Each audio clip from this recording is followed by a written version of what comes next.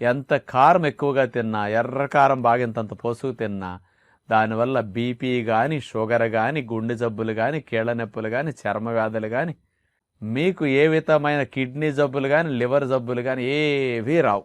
దీర్ఘ రోగాలు, మనం బాధపడే మందులు వేసుకునే మొండి రోగాలు ఏవి రావటానికి కారానికి సంబంధం అసలు లేదు. మరి ఇది వినేసరికి బాగా ఎర్రకారం బాగా వాడి ఎర్రెర్రగా తినేవారికి చాలా సంతోషంగా అనిపిస్తుంది. ఇంత మంచి విషయం విన్నాం కదా అని. ఇది యథార్థము.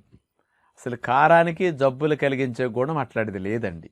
ఎర్రకారం ఎక్కువగా వాడటం వల్ల ఇబ్బంది ఏమిటంటే మంటగా ఉంటుంది కదా నోట్లో పెట్టుకునేసరికి. వాళ్ళకి కొన్ని రోజులు తినేసరికి ఆ మంట అలవాటైపోతుంది.